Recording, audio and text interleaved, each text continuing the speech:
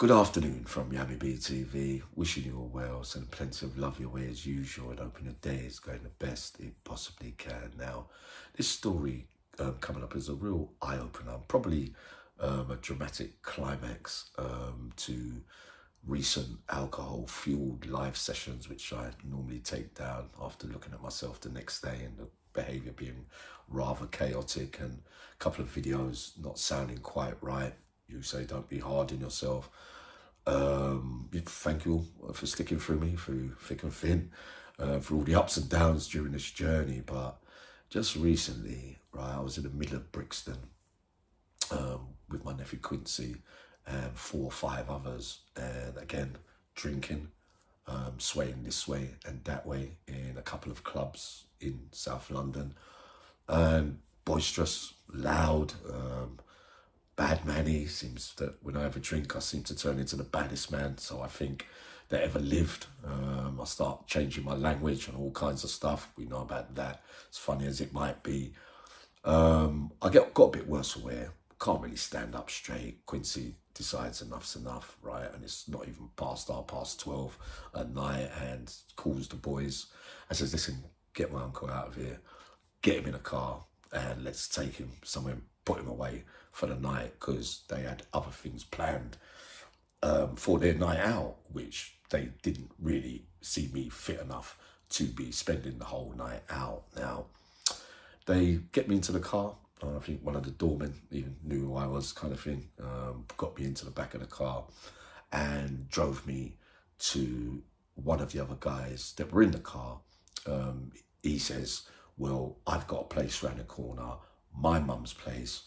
I will put Yummy up in there, Uncle Yummy up in there, and let him sleep on the sofa, so that, you know, no harm comes to him. So they're doing it out of love, and they're a bit worried, and they just don't want to deal with that kind of man. So plus, you know, they don't want me to get in any bother in that state of mind, where I've been warned about for quite some time with alcohol, what it can do and what it's done to many people. So he walks with me through the back door to his mum's house, right? His mum comes downstairs, so I'm a bit blurry-eyed. I can't really see properly, but I can remember seeing him saying to his mum, Mum, it's Uncle Yummy, let him sleep on that sofa there, right? And she said, you shouldn't really be doing this, son. She's saying it in that way to him, like maybe he's done it for people before, but whatever was going on with him, she didn't seem to like. That's what I remember, but I could have that bit wrong. So I collapsed onto the sofa in my clothes, and it's kind of a long sofa round. So I got my legs out, but I was feeling, after a few hours sleep, like when I woke up, I didn't know where I was. I couldn't really remember. So the feeling that I got was that I was at my own place, or a place that I know, but it didn't look familiar to me with my brain the way it was, because the pictures, the thing, and I was getting really uncomfortable on the sofa. I'm thinking, well, where's the bedroom? But this ain't my house, but it is. So I was really confused. It's never happened to me before. I was in no man's land. And then there's a staircase. So I was thinking, but your place ain't got a staircase, Yummy. But I wanted to go into a bedroom so that I could get, you know, just feel like a bit more comfortable. So when I went up the stairs, I was thinking, this looks a bit strange to me, because it was still dark. It's like 3, 4 in the morning. Then I came across, it seemed like a spare room. And I'm thinking, but this is my bedroom. But it wasn't. There was no sheets or nothing on it. I think there was a quilt, but with no cover on it. So I thought, I've got to get in. I've got to get a good sleep. I've got to get in the thing, right? So I got into the bed and fell asleep a little bit more. And I came back down. After I woke, I was thinking, God, this is mad. And I was thinking, what am I going to do next? Because obviously I was in no man's land, right? So when I've gone downstairs, his mother came down. She said to me, I don't like, you're a stranger in my house. I don't like people creeping around the house while I'm sleeping, kind of thing. So feeling shame already now. Mum, now it's coming back to me. Oh, it's her place. It's her son that brought me here, and all that kind of stuff, right? She goes, you're lucky, because if it would have been anyone else, I'd have phoned the police on you. right? And obviously I started panicking a little. I said, okay, Mumsy, I'll be leaving now then, and sorry for causing, you know, any problems with, you know, my behaviour by ending up in the spare room, by even coming to your house while I was paralytic drunk and in no man's land, right?